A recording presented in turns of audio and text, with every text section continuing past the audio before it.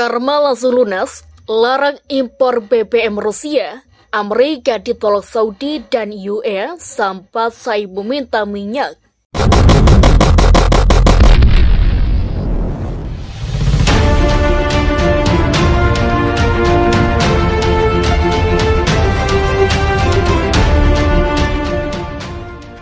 Amerika Serikat atau AS mencoba mendekati negara Teluk, Arab Saudi dan Uni Emirat Arab atau UE. Pendekatan Amerika ini dimaksudkan agar baik agar Saudi maupun UE agar meningkatkan ekspor minyak mereka. Hal itu dilakukan Amerika untuk bisa mengimbangi kenaikan harga terkait dengan invasi Rusia ke Ukraina. Apalagi mereka baru saja melarang impor minyak dari Rusia sebagai sanksi atas invasinya ke Ukraina. Amerika bisa dibilang kembali menjilat ludahnya sendiri saat mendekati Arab Saudi. Pasalnya Joe Biden saat kampanye kepresiden menyebut Arab Saudi sebagai negara pariah dengan nilai penembusan sosial yang sangat sedikit di pemerintahnya saat ini.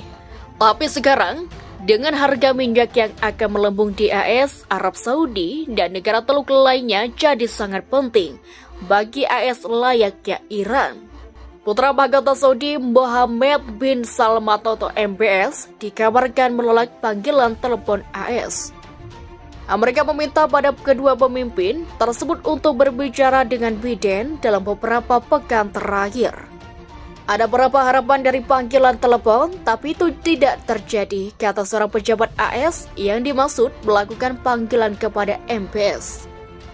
Sebelumnya baik MBS maupun Sheikh Mohammed menerima telepon dari Presiden Rusia Vladimir Putin pekan lalu, menurut laporan WSJ. Sedangkan di pemerintah Biden, AS malah mendesak untuk menghidupkan kembali kesepakatan nuklir dengan Iran. AS juga telah menghapus Houthi yang didukung Iran dari daftar teror negara. Kesepakatan itu membuat Saudi dan UE marah karena menjadi sasaran Houthis dalam beberapa pekan terakhir. Sekarang, AS mengemis kepada Arab Saudi dan UE untuk menebus hilangnya pasukan minyak dari Rusia. Namun kedua negara menolak untuk memompa lebih banyak minyak dan malah akan tetap mengikuti protokol OPEC. Beberapa hari yang lalu, Amerika Serikat atau AS mengirim deklarasi ke Caracas, Venezuela untuk bertemu dengan Nicolas Maduro. Mereka juga berharap dengan menjauhkan pemerintah Venezuela yang merupakan sekutu Vladimir Putin.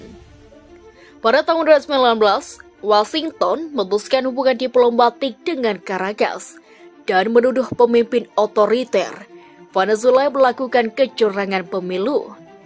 Pemerintah Trump kemudian mencoba menggulingkan ke Maduro dengan menjatuhkan sanksi pada ekspor minyak.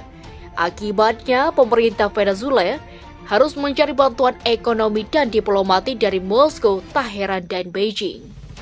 Perusahaan energi dan bank Rusia sangat membantu Caracas, memungkinkannya untuk terus mengekspor minyak meskipun ada sanksi. Menurut laporan New York Times, kedua pemimpin mengatakan bahwa Putin dan rekannya dari Venezuela telah mengadakan setidaknya 2 panggilan telepon dalam sebulan terakhir. Menurut beberapa ahli, negara Venezuela akan dapat menutupi sebagai kerugian AS jika mereka memutuskan untuk mengurangi impor minyak Rusia. Dalam video sidang majelis ulama PBB, Venezuela, Nicaragua, dan Kuba memiliki Asbastin pada 2 provinsi PBB yang mengikuti operasi khusus Rusia. Rusia telah mengembangkan berbagai persenjataan yang sangat canggih selama beberapa tahun terakhir, memberi mereka pilihan untuk melumpuhkan pasukan NATO tanpa melepaskan tembakan, di mana ia akan memberikan konsekuensi paling serius yang belum pernah ada dalam sejarah bagi siapapun yang berani mencampuri urusan Rusia di Ukraina. Sebagian besar komentator segera melihat kata-kata itu sebagai ancaman nuklir, tetapi Rusia memiliki berbagai sistem senjata baru yang canggih. Satu-satunya dijuluki Superhit Putin atau senjata super, yang dapat memiliki dampak yang menghancurkan di Ukraina dan lebih jauh lagi tanpa pertarungan, konsekuensi yang tak terhindarkan dari serangan nuklir. Laporan yang belum dikonfirmasi menunjukkan bahwa beberapa penjaga MiG-31 ini bersenjatai dengan rudal Kensal dikirim pangkalan udara Solki ke pangkalan udara Angkatan Laut antara Belarus dan Polandia pada awal Februari. Tetapi Vladimir Putin punya senjata super, lainnya tidak perlu menyerang targetnya sama sekali untuk melumpuhkan musuh sepenuhnya. Rudal radioaktif ala Belgia meniru Light Policy atau MPE yang dihasilkan oleh bom nuklir. Hal ini diyakini mampu menggores sirkuit elektronik ataupun dalam radio 3 mil, lalu menghancurkan peralatan yang dikendalikan komputer, dan mengurangi rudal musuh, peralatan radar, dan bahkan tak bisa menjadi puing-puing yang tidak berguna. Versi ransel yang lebih kecil yang dijuluki Rentes dapat dibawa ke medan perang dan bahkan dikerang di belakang garis musuh untuk melumpuhkan sistem komando dan kontrol. Kendaraan pembersihan ranjau yang dioperasikan dari jarak jauh menggunakan gelombang radio, ultrahigh frequency untuk baterai ranjau dan bahkan peledak lainnya dari jarak hingga 100 yard. Senjata akan memungkinkan pasukan Rusia untuk merebut dan mempertahankan inisiatif dalam setiap konferensi di masa depan. Garasu menambahkan bahwa untuk menjawab ancaman kita perlu menciptakan ancaman yang bertindak cepat, betul katanya. Sekretaris Jenderal atau Sekjen NATO Jens Stoltenberg mendesak Rusia untuk mengonflik dan pertumpahan untuk tidak membiarkan penyebaran. Kami memiliki tanggung jawab untuk memastikan konflik tidak meningkat dan menyebar ke keluar Ukraina, kata Stoltenberg pada Selasa.